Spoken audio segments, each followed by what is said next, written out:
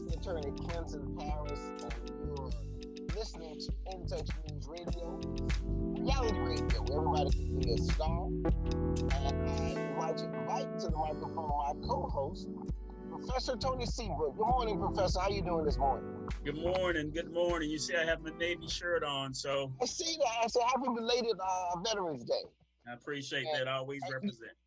I know that the average citizen, which I consider myself to be as average as they come, who did not serve, we take for granted the benefits that we have in this country, the security, the things that we don't even think about as a result of the sacrifices of so many of our veterans and people that serve in the military. So hopefully you had a good Veterans Day. I know it was a little bit wet down in Florida. But thank you again for all that you've done to serve our country and all that you're doing now as a professor. I mean, you think about that. I mean, really, Tony, you're matching up two of the most key things in our country that make America the great country that it is. Access to education and the security that we are provided by our military. And those are just two things. So anyway, so personally, thank you for serving those capacities, even though you're completely wrong on absolutely every political issue there is. I want to thank you. Listen, hey, for those people out there listening, I know I get chastised for this, so I'm going to do it right now. If you want to participate in the show, you can. This is a listener participation activity. Here's how you participate. You can call us at 929-205-6099. That's 929-205-6099. If you're asked for to put in an ID number, let me give you the ID number. You need to write this down. It's kind of long. So write this number down. The ID number, if you're asked, when you call in, is 834 088 74026. Let me give that again. 834 088 74026. Okay, so Professor, you've had about a week and a half to let it settle in. Let it settle in, the election, and I know you only got to participate sparingly last week. Yes. I wouldn't want to shortchange you by not letting you get off your chest whatever your thoughts and feelings were post-election, and we can get into the Trump legal stuff, but your thoughts about the election and why it came out the way you think that I think it's going to come out eventually. Well, before I do that, let me, I don't know if you know, I know you know who Bishop Harry Jackson is, but this is his book, one of his books. He passed November 9th. He was one of, you always ask, well, who are the black people around President Trump? Well, he was one of them. He was one of Trump's spiritual advisors. A man that he's the second person that I've had an opportunity to meet. I was at a conference. I went there, knew he was going to be there, didn't know him, but I didn't want to be inconvenienced by being shuffled into this side door. And so I never got a chance to meet him, but I always thought well of him. He's a Democrat. You should know that. But definitely one that thought differently when it came to faith. And that's where he and I agreed on a lot of things. So I want to lift him up, his family up. He transitioned again November 9th. So that was just a loss for them. Absolutely. Absolutely. Yeah. Let's get to this election. This stolen election. I am one of the 73 million. 72. It's not 72. When it comes out. We're still counting. 72. They're getting closer to 72. Okay, so we'll keep where it is. 72 million voters that's highly bothered. You know, and so this is how you guys felt in 2016. But you guys knew, you guys didn't run with the cheat. You ran with, it had to be someone else's interference. Here is where we have to agree now. But I think we've been agreed just a little bit more because we don't have any foreign interference to the degree that you guys allege Russia did. But we have it from our domestic players. So we have people who have, and this has been just the perfect storm that's been brewing against President Trump. I've said it before, and here's what I'm going to say before the outcome of any legal challenges. You guys have made me a Trump supporter, not just because I always kind of split the difference. Well, I'm a Republican, Trump is a Republican president, but I've become a Trump supporter in this because I don't like when people get ganged up on. I don't like when you got to jump somebody. If there's a fight, I love a fair fight. I put that on Twitter. That's what's endeared me to President Trump over the years. I mean, yeah, he says things he shouldn't say, and I'm bothered by many of those things. But at its core, he believes in what he believes. I tell you, my family is split. My parents are staunch Democrats, and I'm just hanging on to the wheel. I don't want them to take me out the wheel. I look, okay, I give, but I told him about Joe Biden. Joe Biden has changed his core belief so many times, and that's scary. And this is a bucket list thing for Joe. He finally made it, and he didn't make it on his own merit, but you stole it from President Trump, and you did it with the help of big tech, social media, and many of the media giants. So that's my opening. Okay, all right. There's a lot in there for me to just That's a lot. I had to go down. Just so that we're clear and on the same. And let me see if I'm hearing you when you say stolen, you mean they supported Donald Trump? Because stealing means somebody has a right to something and kind of somebody else takes it away. Isn't that just the environment that we're in? That all the resources and all the things that can help you or hurt you beyond No, those things no. that are illegal. In this context, it's true to form. Stealing is stealing my vote. You can't tell me because no one has proven the math on how you can overcome over a 600 million vote lead in a matter of 8 hours. So until that's No, you mean proven, six hundred because we know thousand. it's statistically So, so, impossible. so let me, all right. So let me just give you the mechanism of this election, the mechanics of it. So these are let's see how this works. So Pennsylvania, Democrats focus on mail-in voting. Get your votes in by mail. Get your votes in by mail.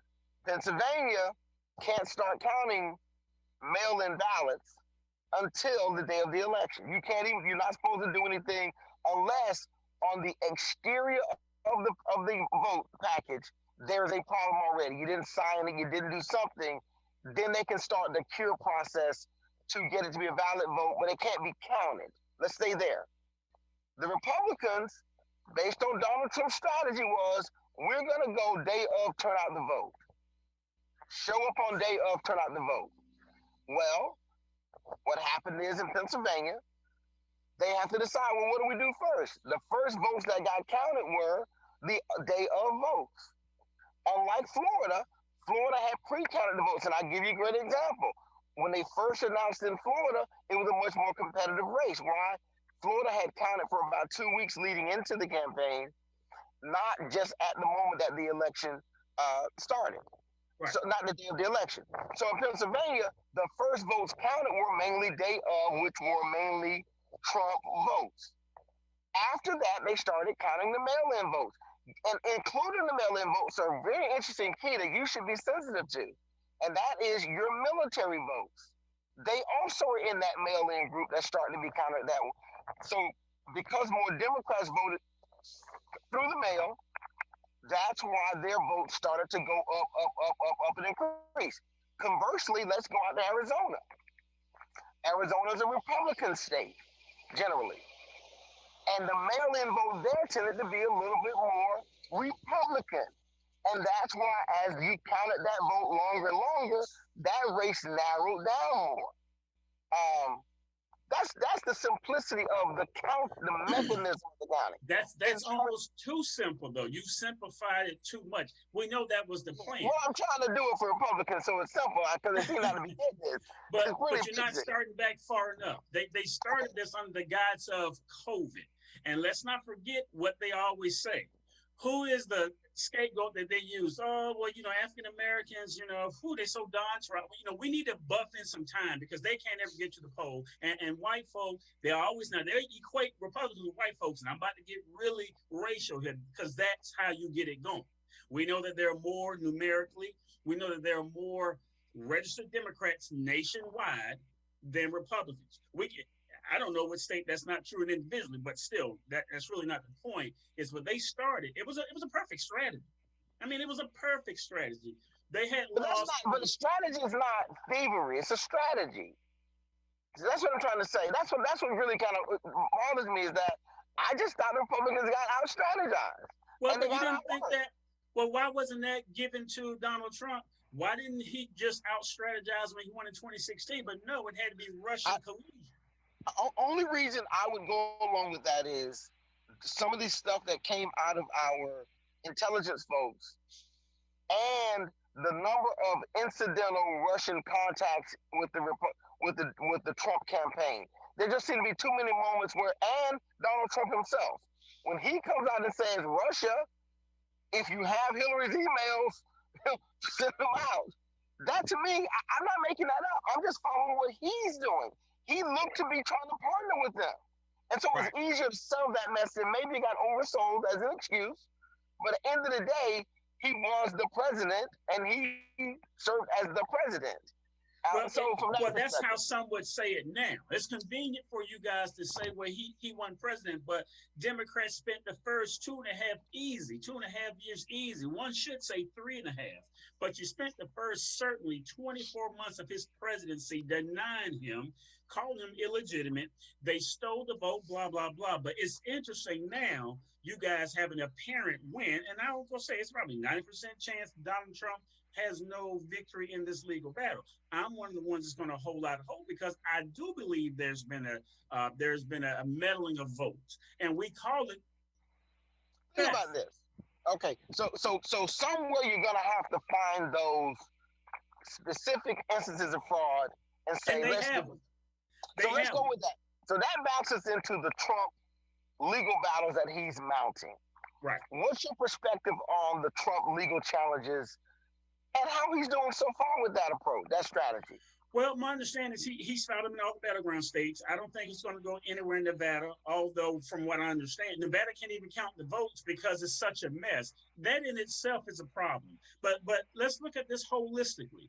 When did it become vogue for all of these states who haven't cast finally? When did it become vogue to say, you know what, we're just going to crash tonight. Hey man, we're tired tonight. We're going to count the votes in the morning. When did I mean for so many states to be North Carolina was just called for Trump yesterday. What took them so long? He had a 76,000 point lead or count lead on election night.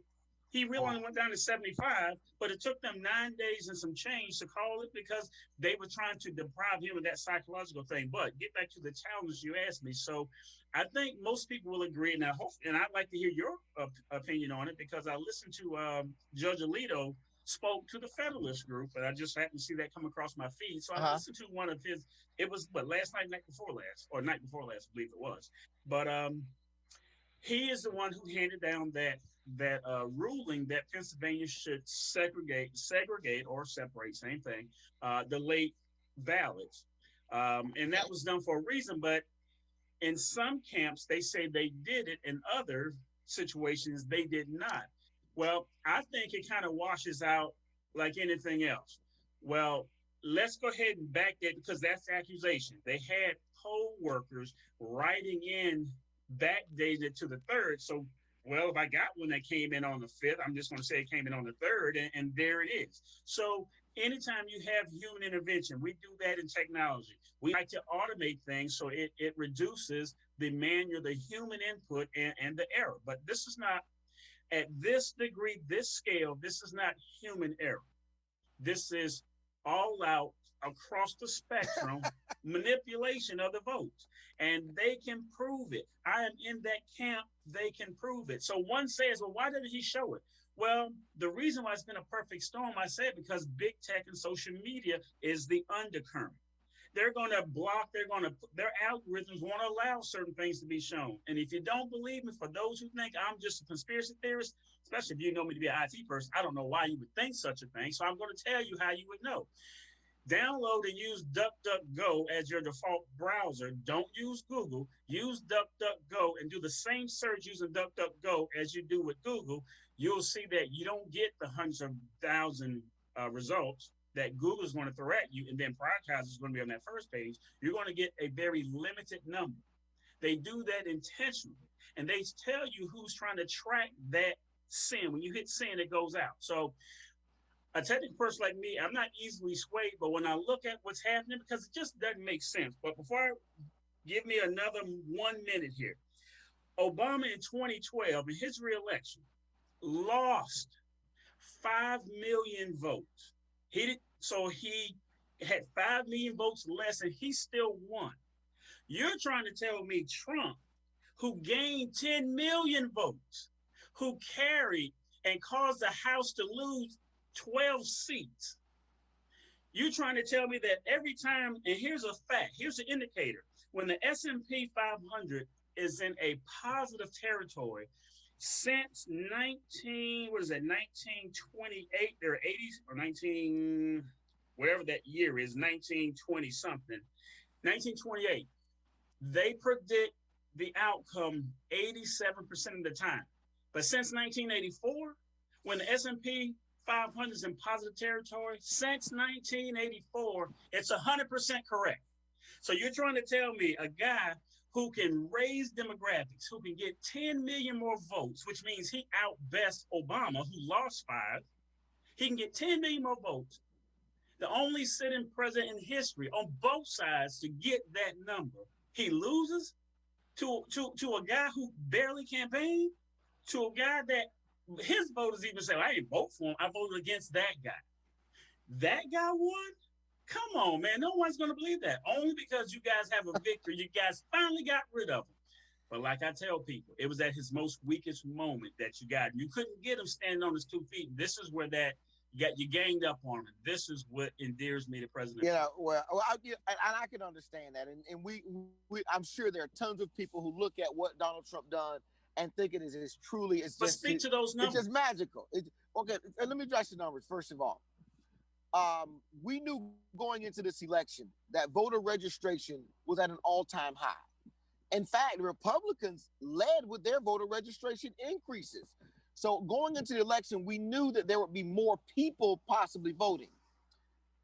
I think the level of angst of people who potentially sat out the last election in 2016 or have come around and said, wait a minute, this thing going on with Donald Trump, this is some crazy stuff. We might not have a country if this guy keeps going at the way that he's doing stuff. He was shattering so many norms and standards and things that are part of what we perceive as to be the American structure that has scared people. Not to say whether it's good or bad. At the same time, setting financial records and job records. Yeah. Right, but I'm just, that's, again, I've explained that numerous times that if you go take out a loan and buy a bunch of stuff, that doesn't mean you're doing good. You're going in debt over there, and one day that debt's got to be paid, and that's a big, to me. I've told you my story about my neighbor with all this new stuff. but what I'm trying to get to is, so we knew going in. I applaud the American electoral system, which has always been cautious of newness, to adjust to the COVID environment in a responsible way. The reality of it is, we could not on election day have 165 million, or whatever that number is, people storming into polls. If you think our COVID numbers are high now, it would be 2 or 3 times that number. So I applaud across the country and various entities. And think about this. How Hillsborough County decides to handle its vote is individual. One of the things that I learned as being a part of the aftermath in Florida of the 2000 election debacle, and I was part of a task force involved with that, is this. The individual handling of votes by each county, by an officer elected in that county to come up with their own system and for that county to certify its election votes to the state, is our greatest protection that we have. Because what you're saying is... We have a caller. Okay, well, we'll get that. Let me just finish this thought. We'll bring this caller in. Go ahead and bring him on live, and I'll finish this thought while we bring the caller in. But you would have to have collusion between each county to get that up to the state level. But we got a caller on the line. Let's go ahead and bring this caller in. Caller, if you can hear me, state your first name and where you're calling from.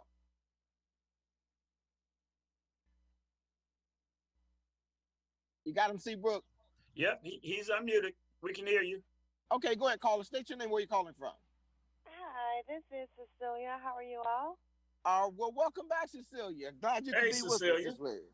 Was it? I thought it was Alice. Is Cecilia or is it Alice? Okay, go ahead, Cecilia. What's on your mind this morning? Okay, so I just jumped on the call, and I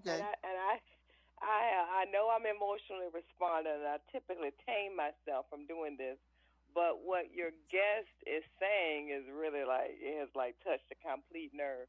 It sounds as though, and I'm sorry, I want to call you by your name. What's your name? Okay, so Tony. that is Professor Tony Seabrook, and he is actually the co-host who invited me on the show years and years ago to be a part. It sounds like I'm taking over, but we are co-hosts on this show, and he. Luckily for me, Cecilia, he is willing to take the barrage of standing here giving a conservative point of view. But his name is Oh, Professor so Tony you just Seabrook.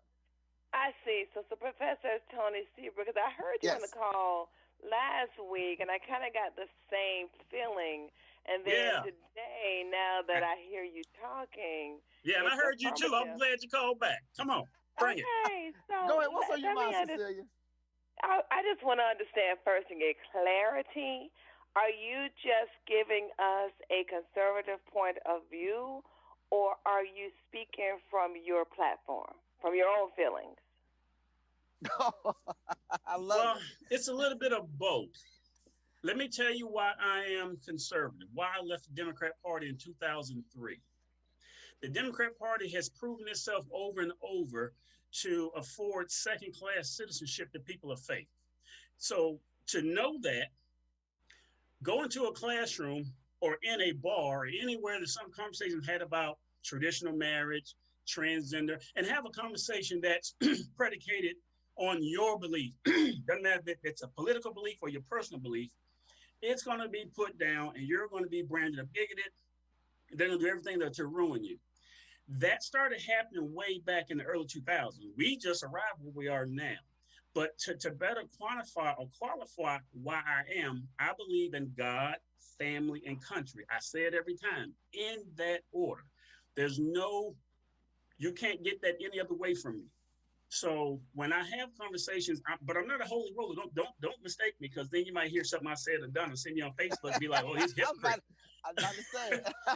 All I'm saying is we do better as a people, black and white, but certainly black, because African Americans are the largest, used to be considered the largest block of churched people. Now listen how that's framed. Churched people.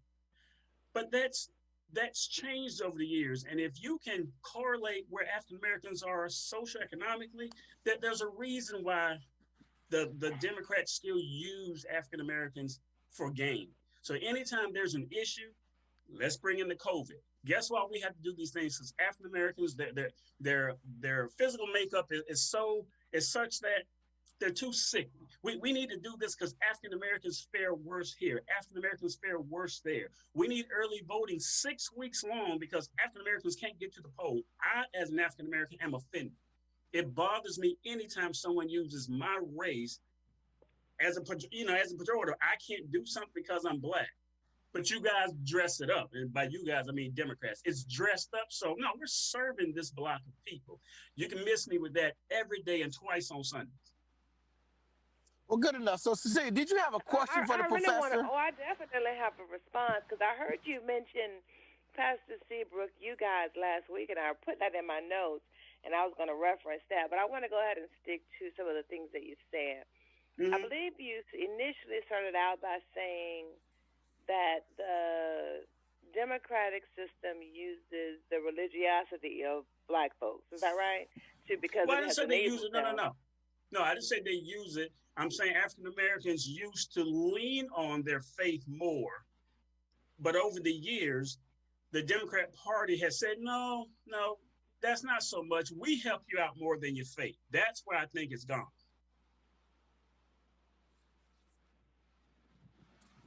Now, Professor, though, my first question would be, but if that's the case, why would Donald Trump say these comments about I've done more for black people than any president?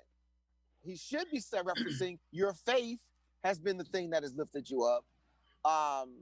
But it seemed like to me he wanted in his whole presidency in building a connection with the black community to say I'm the one doing these things for you. And right. Which but according to your proposition, that message would have been I've liberated you through your faith to allow you to do what you need to want to do. Well, that's putting words in Trump's mouth, and that's saying that Yeah, Trump somehow speaks for the church, and that's what I never yeah, do. I never put right. those two together, and it bothered me when he said that. He could frame that more. He could frame that better. He can say, "Look at what the past presidents have continually done. Look where you've aligned yourself over the past few years. I'm willing to do this. Yeah, that whole thing I've done more besides Abraham Lincoln." I'm like, dude, you're killing me. You're killing me. So I don't just take what Trump says. He's no savior by no means. Right. But I Right. do look at him as someone who would allow you to practice your faith. You give him a little bit of credit, because if you don't give him credit, then it's a problem, right? Let me ask you this, because you just got away with. I can't let you go with this. Explain how Trump allows faith to be. He allowed to empower faith-based people, because I tell you, after the break, I'll get the list, because reason why I never make this statement, because I never took the time to research what executive orders or what laws that President Obama was behind faith-based. I want to say none. But if you look at what Mike Pence has been able to get Trump to do, I mean, the laundry list is, I think there are like 12 or 13 executive orders that have been passed on the behalf of the church. Let's not forget where we are. What is the little nuns or whatever, little sisters or whatever? Little sisters of the poor. Let's be respectful. The little sisters of the poor. Exactly. So people don't see it. It seems like people don't pay attention to the religious liberties that are in jeopardy until someone is losing their job or their livelihood in the Supreme Court. These things start at the local level. All right. Well, Cecilia, if you have another question for Professor, we've got to go to a break.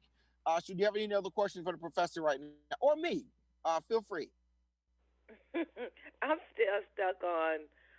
I think my question may take us beyond our break, because I don't know why I got a sense or a feeling when I was listening to you that you said that you went to the Republican Party and left the Democratic Party, and you put religion in there. What was that reason again? Because I think the Democrat Party wants you to compartmentalize your religion. So they're not atheists, they're pastors. I mean, they have spiritual people part of the party. Now, Professor, go ahead, Professor, I'm sorry. But they do better. Their thing is they want to do stuff for everybody. You can't do this. They don't believe in right and wrong. Everybody should do what? But if you're Christian, there's certain things you just don't believe. If you express those beliefs in a Democrat type way or in that environment, I mean, you're going to be, if you have a business, you're going to be boycotted. They're going to take it to court. But again, there are those high profile cases out there that I don't have to repeat, but the bakery guy. And this is why you voted for Trump. Still, this is why you voted for Trump, Professor. Well, let's just say the only time I voted outside of the party was for Barack Obama. I voted for him in 2008, the first time. Right. He couldn't get the my reason vote. He you couldn't just pay said, me I to get got my it. vote. But the reason you voted for Trump was because of that.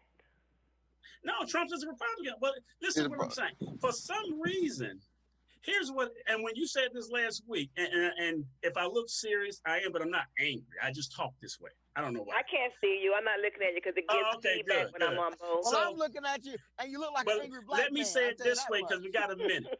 Let me say it this way, because this is how I always like to say it. African Americans look twice at a black man who says he's Republican or conservative. God forbid he says anything about Trump.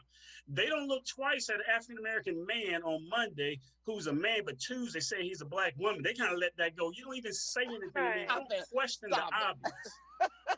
But you question someone who makes an intellectual thought, but someone who defies natural law. Oh boy! Right, but I'm talking about me, Cecilia. I'm just trying to figure out. I don't know you, Cecilia, so I wouldn't make it personal. Well, hello, I'm Cecilia. You don't have to make it personal, but I'm just trying to get clarity because I really have been wondering where those 8% of those black men that have voted for Trump are and why. And we're here.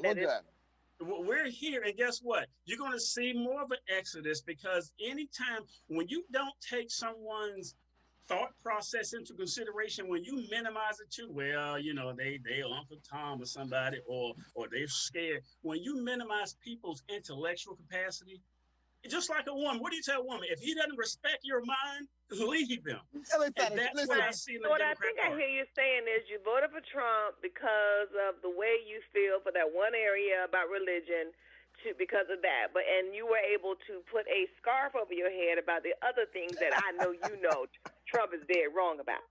I don't know what those are. Hold on for a minute. Stay right there. Let's do this for a minute. See, I hate to ask you to do this, but if you can just, we're gonna mute you. We gotta go to break. So we gotta go to break. I'm gonna mute you, Cecilia. You got her muted. Okay, so stay where you are, Cecilia. Just sit tight. Listen, we're gonna go to break. When we come back, I want the professor to take that scarf off his head and explain to Cecilia some other reasons why he voted for Donald Trump. You listen to InTouch News Radio, reality radio where everybody can be a star. We'll be right back after these messages. All right.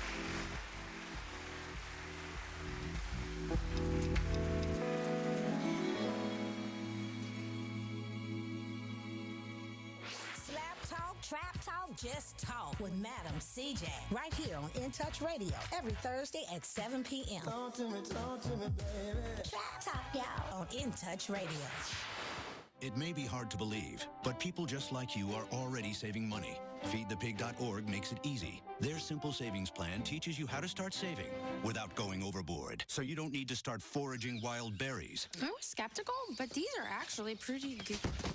You don't need to sell your soul to the devil. $15 is the best I can do.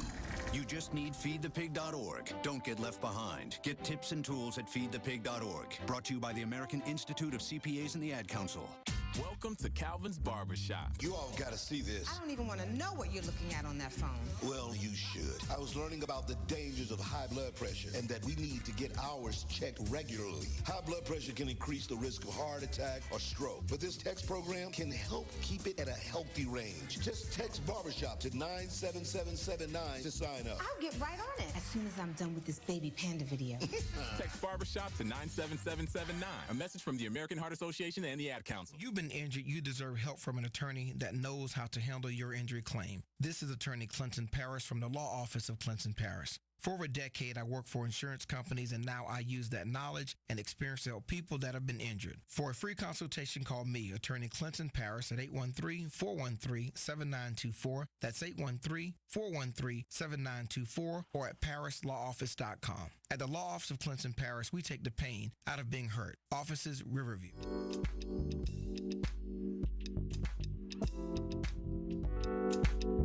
All right, we're back live on InTouch News Radio, reality radio, everybody. I want to welcome you to Straight Up the Middle. I am one of the co-hosts, Clinton Paris. I want to be clear. Clinton Paris is a co-host, and Tony Seabrook is a co-host. And I know, I already got one text message saying, because you talk too much. Okay, so I talk a little bit more than he does. He's a little more thoughtful than I am, so he makes his words count. So, but we're here on the station this morning. We've got Cecilia on the call. I just want to remind everybody, I don't care whether you agree, disagree, or what you are. This show is about you all being informed and participating. And in fact, this is a key issue within all of our communities across the country, maintaining independent urban media.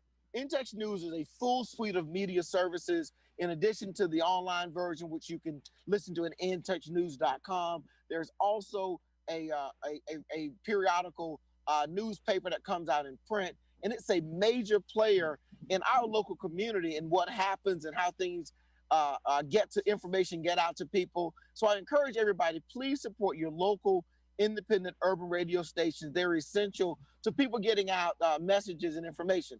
On this show, this is how it goes. I send the professor a text message. He sends me a text message. I send him one. And in the end, we come up with what we're going to get on this station and say. The studio lets us have complete free reign with the content on our station. The worst they might say is it's time to go to a break and pay some bills, which we try to accommodate all the time. But from an information standpoint, we get to say what we feel like we want to say. And to our listeners, if you have something to say, like Cecilia, please give us a call and you can share your thoughts as well. Let me give you the call-in information. The phone number, 929-205-6099. That's 929-205-6099. Also, you may be asked for an ID number. The ID number is 834-088-74026. ID number again, just write it down, 834-088-74026. So we've got our caller on the line here with us. Cecilia, you still there? I'm here. All right. So miraculously in this election, Donald Trump somehow was able to increase his African-American vote, and particularly the black male vote was increased by him. And we have one of the strangest creatures you want to find in America, an African-American male who says he voted for Donald Trump. It's kind of like finding Bigfoot. We got him right here, y'all. And he was going to explain to Cecilia some of the rationale behind his vote for Donald Trump. So, Professor, I'm going to turn the floor back over to you, and you can finish your thought. Okay. I don't know why this is difficult, but I'll say it again. Let me just say it slower. Donald Trump is the Republican president. I'm not going to vote for a Democrat. I've told you why I left the Democrat Party. So Barack Obama was that phenomenon that I voted for, because I was a Republican when he ran. I did not vote for Barack Obama again in 2012 because he showed me who he was by what he did in the first term. So I don't know why that's hard to believe. But again, it goes back to, if I said I was a woman, I bet you wouldn't ask me all these questions. But if I say I'm a black Republican, but tell me how you got there. Oh, yeah, I'm curious. That's the only thing. No Democrat votes for a Republican. So why are you asking why I voted for a Republican? I am a Republican. Let me say this, though. I have voted for a Republican before. I won't say which one, but I got a personal phone call. It was Reagan. It was Reagan. That's the only one you could have. I'm not as old as you. I wasn't old enough to vote on the Reagan. I'm joking. I was. But Cecilia, did he answer your question about his rationale for voting for Trump? To a degree, I think what I hear is you didn't really vote for Trump. You voted for the Republican Party. Is that right? Right. Yeah, and that's pretty consistent. So that's a really big issue. So, well, thank you, Cecilia, for calling in this morning. We appreciate you listening. Please continue to listen. And if you have any other questions you want to express or share with us, give us a call back. Okay, Professor, now, okay, so I got this list of things that we were trying to get covered in this morning's show. We got bogged down. Let me just say real quickly to put a bow on the legal challenges for Donald Trump. Before I do, let me say this about the black male vote. I'm very interested also in how he increased the black male vote, and hopefully over the next couple of months, maybe the next year, I can have some in-depth conversations that are non-threatening, no intent to challenge or belittle or question why people did stuff, but to understand, so that going forward, I can make sure that the Republicans don't increase that vote anymore. But be that as it may, let's talk a little bit about the legal challenges. None of the legal challenges I know have any merit but the one in Pennsylvania. I think Trump dropped the one in Phoenix, in Arizona yesterday. That's a done deal. And he should have never talked about John McCain the way that he did, or he wouldn't have lost in there. Nevada's a blue state, and I think what we saw with the closest in that race is that Republican Party is making inroads that we should, we got to pay attention to from the Democratic side. North Carolina, I think is a cycle behind Georgia in its demographics. Watch this, Professor. White folks move to Florida. Black folks move to Atlanta. That's all that explains it right there. And the numbers. But let me tell you about that mentality. I also moved to Atlanta, stayed there 6 months. Guess why? Because it's too saturated. So while you may think that's a draw, people are going to leave for the same reason they thought they wanted to go there. They're spilling into Macon and down into Washington County and over into Savannah. All those areas are bluing themselves out, and maybe that's the case. So the legal challenges, I think, none of the numbers, and here's what the judges are asking. Because I want to say in Philadelphia, they were challenging 592 votes. And the judge said, but if you're not alleging fraud, and he wasn't, the attorney was saying, I'm not alleging fraud, I'm alleging error. But would they change the election? So even if Donald Trump prevails on most of his legal challenges, they don't. I'm going to say this about Donald Trump and what I think these legal challenges are. They're just a money grab. They're just some other way for him to raise more money on his way out the door, because I think he's just that selfish and manipulative and will take an opportunity where he can find one. All right. Throw that to the wind. All Let's right. talk a little bit about Joe Biden. Let me let you get something that you can get your elbows up on. Joe Biden. So Joe Biden is trying to give these briefings to America. What do you think he's trying to achieve with those briefings so far? Well, he's trying to assert himself. He's trying to show that what Republicans have, well, how we've characterized him as being out of touch, being a wimp, a pushover to the left. He's trying to assert himself into this process. He has every right. I'm one of those Republicans that believe he should be getting national briefs, because if he wins or loses, we're not saying he's not the guy, that someone else should have been there. So, like if he were the one fair and square and there was no question, he should be given the briefings by the State Department. Now, his time before the American people, that whole screen behind him that says president-elect, I was trying to think, I don't think Barack Obama had that. I mean, that whole thing is how we say you're doing too much. You're putting too much on it. Dude, you're already, we know you're the president-elect, but you got to have a sign. Whoa. Who knows he's the president? There's 72.5 million people who don't know he's president-elect. They deny that. No. See, it's different between denying and not knowing. We know, but here's the thing we're going to do. And see, this is where you guys are cringing. I heard Joy Reid. Well, they're just going to spend the time trying to investigate Hunter Biden, and they want to keep these investigations. Guess what? You're right. We're going to drag him straight through the mud the same way you did a person who didn't have these same type of election questions. He just beat you. You didn't know what happened in 2016. Now, and you drug him across the coast. So don't think for 1 minute we're going to cut Joe Biden, Hunter Biden, any slack. Hold on to your inner child, Joe. We're going to get you, buddy. We're coming for you. Listen, the man been in Congress 47 years. And ain't done jack for 47 years. In his name, he has the crime bill. In his name, he has the statement about the busing in 1977. And this is what kind of tickles me about Black people who question white people. Okay, like Trump said a lot of things, not some, so I'm not going to try to minimize and make my point here. The dude's been saying a lot of things wrong for 4 years. But Joe Biden has done some things that directly impacted Black families. You always talk about sitting at the table. When Joe, Uncle Jack ain't at the table, he in jail. Where you put with these rules. Okay, easy, Professor. Don't use it all up in one show. Save some material. We got 4 years. So it never gets old. We're going to say the same thing. Crime bill. I hear you. So what do you think the strategy is for Donald Trump in not giving the briefings? How does that help America? Well, it doesn't. But I also am not going to say... Whoa. How can we have a president that loves our country that would engage in activities that are not beneficial to the country as president? Right. That's the scary part here. Well, here's the thing. We agree. No one's saying the guy's infallible, but the guy's proven that time after time. So we're not saying that. And I agree. He should be doing it.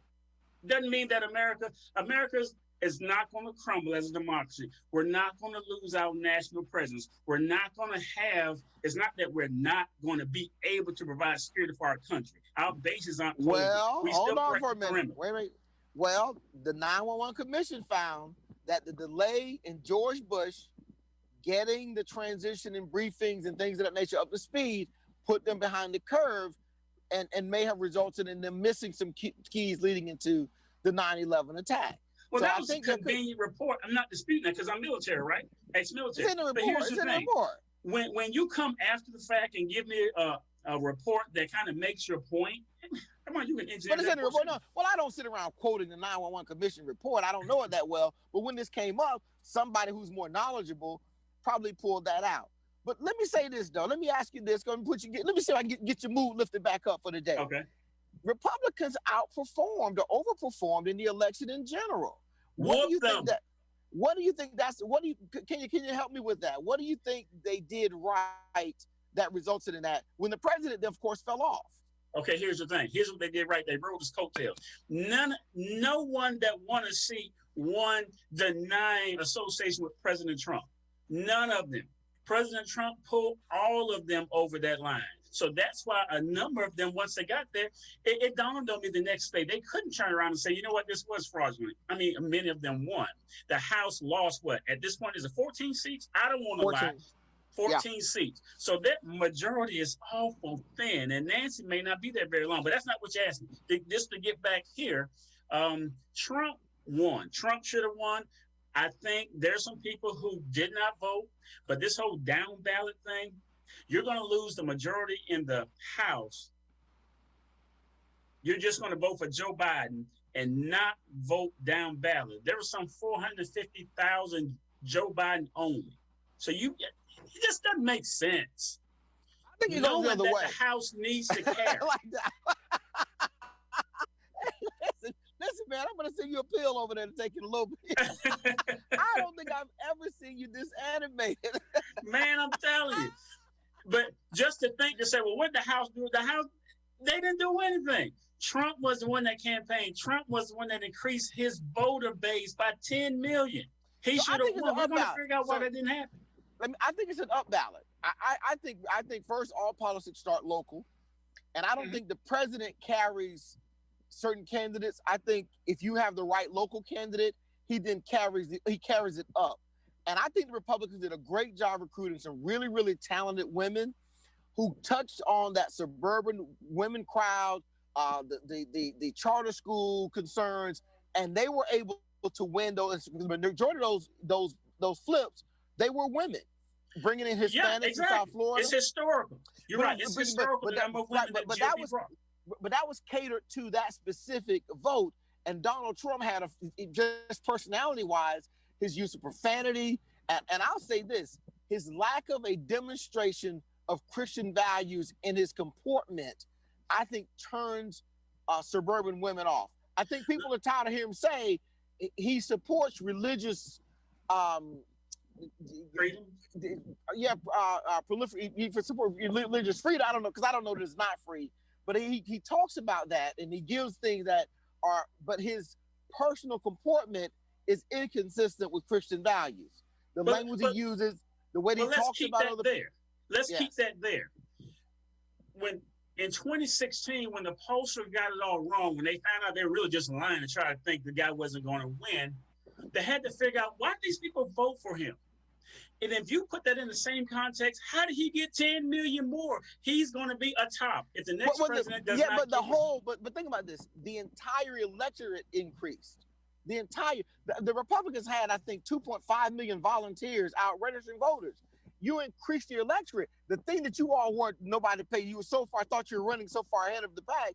No one thought to look and see what was happening in other. For example, in Georgia, the Democrats registered, I want to say it was 800,000 new voters. In Georgia alone, there's been a great groundswell of new voters coming on the polls. And that's a positive way of characterizing that. You know what? How many times?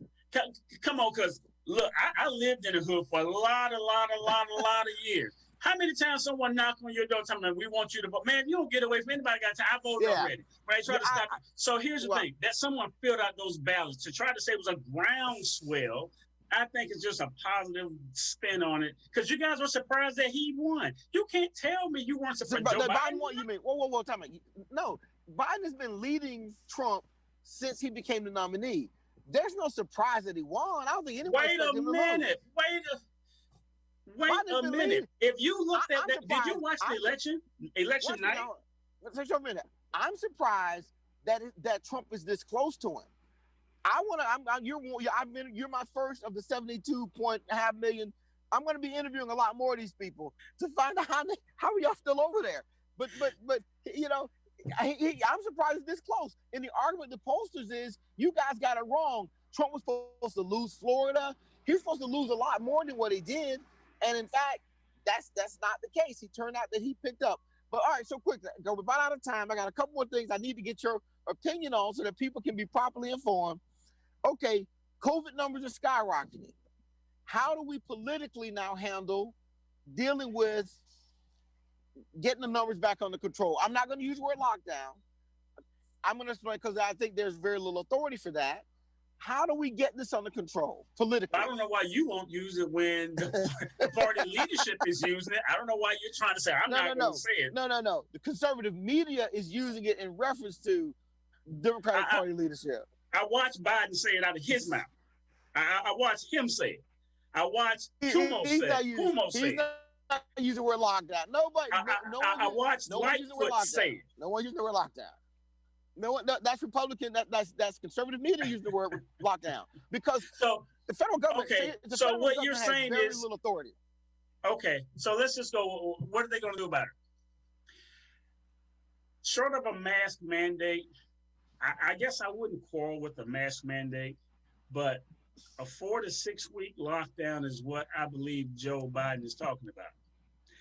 The markets won't survive that again. It's going to be immediate buyer's remorse because we elected this guy. He talked around. He did that professional politician thing. He always kind of circumlocution. That's the word to look up. He always talked around. What was that word? What was that word again? Circumlocution. Circumlocution. Circumlocution. Circumlocution. I got it. Okay. Look that word up. Only the best of politicians can do that. And Joe, not known for his academics, but he's definitely well steeped in how government politicians do certain things. 47 years, you can't be a fool, right? You can't do anything for 47 years and not know how the game's played. So anyway, Joe is definitely looking to do that because he thinks he's going to somehow change the outcome. We've already seen this play out. We talked about that before. If anyone wants to not take my word for it because I sound too much like it, then you go and look at the congressional hearing with Fauci, I think it was September, when they talked about the curve. The number of people dying never changed. As a matter of fact, the number of people dying didn't reach what people said it was going to get. You're not going to change the number of deaths that's under the curve. The whole purpose of that initial lockdown was just to make sure nothing else happens. You're not decreasing the number of deaths. But what did we see happen? We saw the unemployment skyrocket. And we saw people losing jobs, people depression, people not knowing, just the mere not knowing what's going to come tomorrow because, hold on, you guys, you stay at the house, we're going to send you a check. That's what it boils down to. Stay at the house, we're going to send a check. When they say they believe science, but science says if you stay in close quarters, that's typically when it happens. So why don't we just go with the mask mandate and just be done with it? All this stuff about 4 to 6 week anything is just not going to be good. Yeah, well, I agree with you. I think there needs to be like a campaign, kind of like the Nancy Reagan Say No to Drugs, a campaign across America, making it more patriotic and that you're looking out for others, that if you wear a mask, making masks more readily available in various aspects. I think that would be a great idea. Maybe sending some masks. I think there was a proposal that in the post office would deliver masks to every mailbox because we don't think in some households, but I think that's one part. I'm hoping that the politicization of wearing the mask will drop. I heard of a horrible situation recently about a young man who got his grandfather infected with the virus. He had been tested positive. He knew it was positive, but when he got his grandfather infected, they asked him, well, why would you ever go around grandpa knowing you had the virus? He said, well, you all been saying that the virus would be over after the election. So I figured it was over.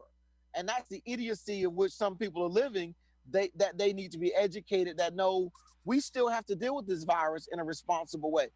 See, when people say stuff like that, I don't believe. I don't believe no one's that dumb. That's a personal.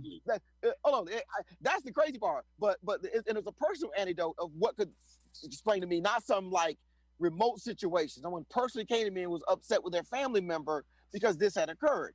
But let me just go back to how we get it under control on a local. I think the enforcement piece, it has to be local. The national government cannot do this. Local governments have to act in a responsible way. Our professor, I'm getting a signal that we've got 1 minute left. I want to give you a chance, give us your closing comment. And I know we didn't get to how far left Biden would go, but your closing comment from today's discussion.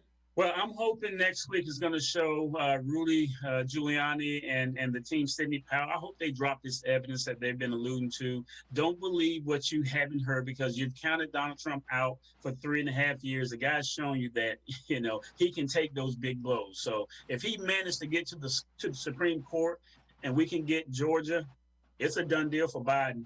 See ya. Well, let me just say this. I'm going to go to Breitbart right now to get an update on where Giuliani is with his investigation, because I don't think we'll ever get out of there. Hey, listen, professors, always, man, I enjoy our conversation Saturday morning. Want to thank all our listeners for tuning in. You've been listening to Intex News Radio, reality radio where everybody can be a star. Stick around for The Sole Purpose, which comes up right after our show. All right, Professor, I'll catch you back here next week. All right. Take care. Yep.